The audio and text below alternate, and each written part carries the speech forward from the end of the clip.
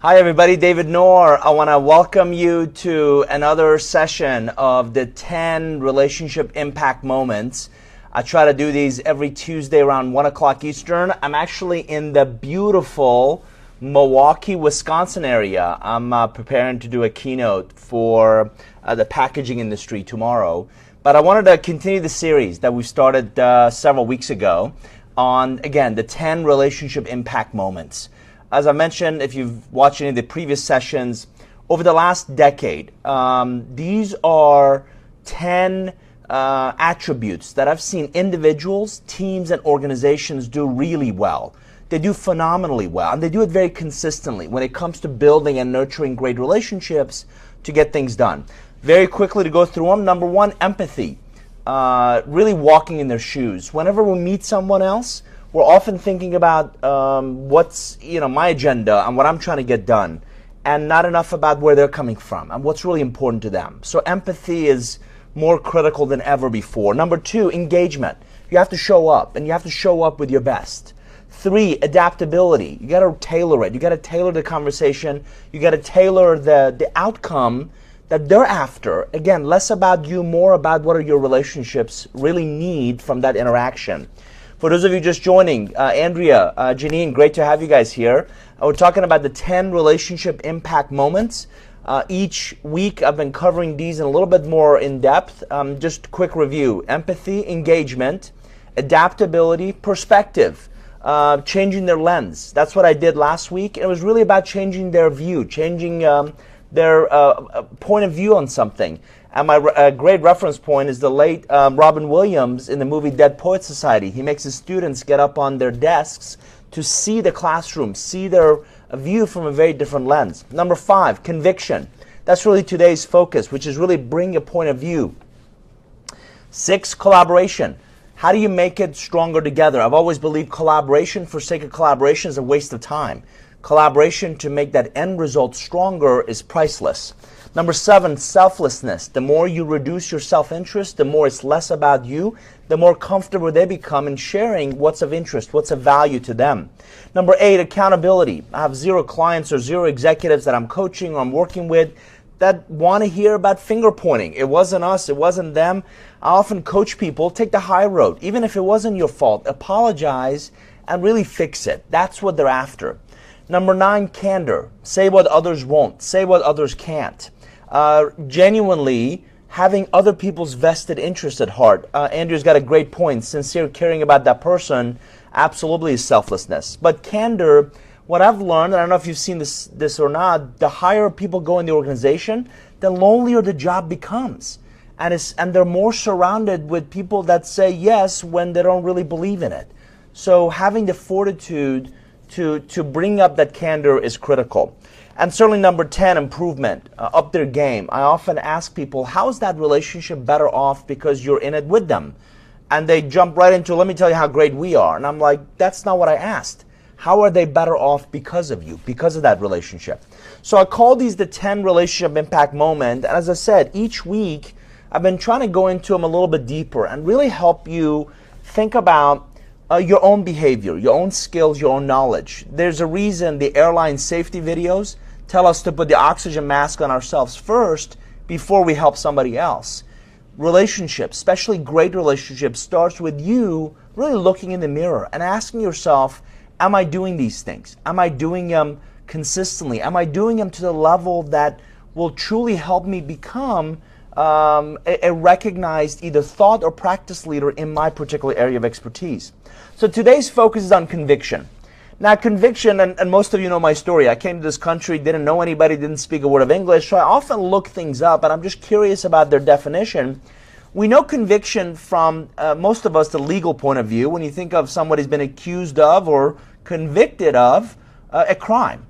But conviction also has a separate meaning or separate definition in the context of a business is really someone who conveys an idea with passion, somebody who really believes in their point of view, their perspective, where they're coming from.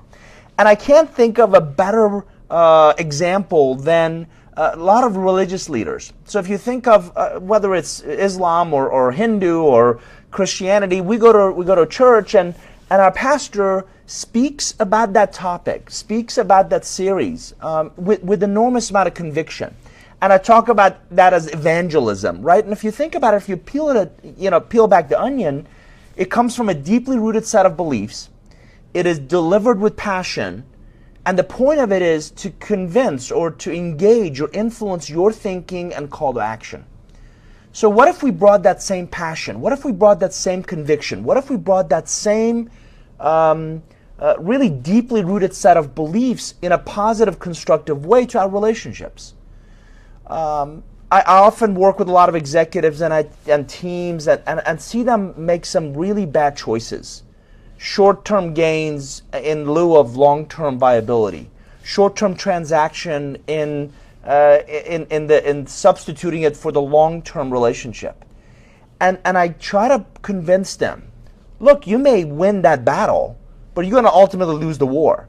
Or you may gain that one customer, but you gave away most of the margin. And I'm working with a couple of associations where, and I'm writing about this right now, no margin, no mission, right? So if you don't add value, if you don't really help them see and think about that scenario very differently, you're just getting by.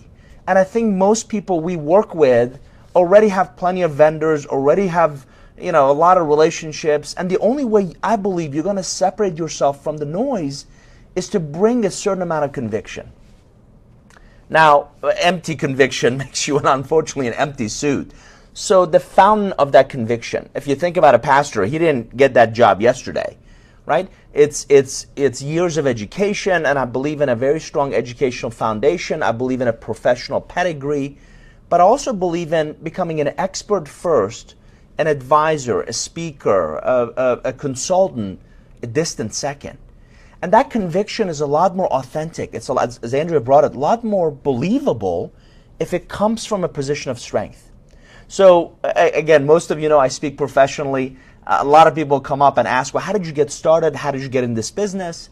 And I'm reminded of Dan Brown, a personal friend in Atlanta who at the time was deputy CIO at SunTrust Bank. And he said, David, you network better than anybody else I've ever met. Can you come to our church and talk about what you do and how you do it? And I'm thinking church, 6, 8 people. So the night before I put together some slides and I show up and there's 250 people sitting in an auditorium.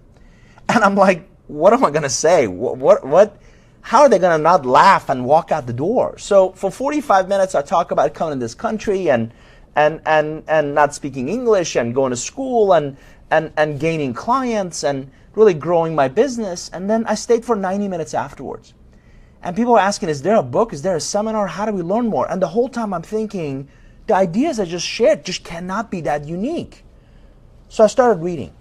And to date, I've read 108 books on business relationships. Because when I speak to my audiences, again, I'm doing a keynote tomorrow here in Milwaukee for the packaging industry, or when I consult with my clients or when I coach executives, I want to be able to defend my position, not just regurgitate it. And that's where conviction becomes real. That's when conviction is believable. That's when you have a chance to elevate yourself above the noise. So one, come from a position of strength. Number two, I've often found it's very easy to kind of move with a herd of sheep, right? Kind of say what everybody else is saying, do what everybody else is saying. And a lot of people don't want to offend. So in that effort, they say nothing. What I've always believed in is, again, if it's a position you can defend, if you can bring up a contrarian perspective, if you can bring up a unique perspective that really sets you apart from others, I think you get noticed. So start from a position of strength, always look for opportunities to add value through a contrarian or through a unique perspective. And the last one is convey your credibility through the questions you ask, not necessarily the information you provide. I've been to places, and I know you have as well, and you sit in meetings or you get on conference calls and you inevitably deal with people that just like to hear themselves talk. I don't want you to be one of those people. I think most executives will tell you, especially in any kind of an audience, whether it's 5 people or 10 or 50 or 100, the way you set yourself apart is by asking intelligent, engaging questions. And if you think about, I opened this session with our definition of conviction around the legal term. If you think of a good litigation attorney, if you've ever seen, whether they're TV drama series or in live, a good litigation attorney never asks a question they don't have an answer to. Likewise, an expert or someone who has conviction and deeply believes in a certain point of view ideally wouldn't ask a question they don't have the answer to. Not just rhetorical, but really help the individual think, that's interesting, we've never thought about it that way. Or that's really clever, or that's, and again, it isn't trying to, showcase or wear your eagerness on your sleeve and, hey, listen, look how smart I am. And as a matter of fact, one of my favorite thought leaders, coaches is Marshall Goldsmith, and he talks about stop trying to prove to everybody how smart you are. What I'm talking about is really delivering that conviction, really delivering your point of view through the questions you ask, not necessarily the information you provide. So I hope this is useful to you. I try to make these bite-sized, practical, pragmatic, some things you can go put to use the same day. So we talked about really find your calling, find your area of expertise, and go deep. You have to, you want to be, ideally a mile wide. So I like knowing a lot of things about a lot of different topics, but then you also have to have certain depth, certain area of expertise. I think the days of generalists are numbered. People call me because I'm a growth specialist or a relationship expert, and not because I know the law or I know technology. So come from a position of strength, try to find a contrarian or a unique perspective, and really convey your credibility to the questions you ask, not the information you provide. So I hope this has been useful to you. We've been covering the 10 relationship impact moments. I hope you'll come back. I try to do these every Tuesday, and as you can see, even from the road, 1 o'clock Eastern, about 10-15 minutes, and come back next time. We're going to talk about collaboration, and I'm going to prove to you why you should start asking more questions about attending the next meeting or conference call in advance. That's it for today. Have a great week. Thanks, everybody. Take care. All the best. Bye-bye.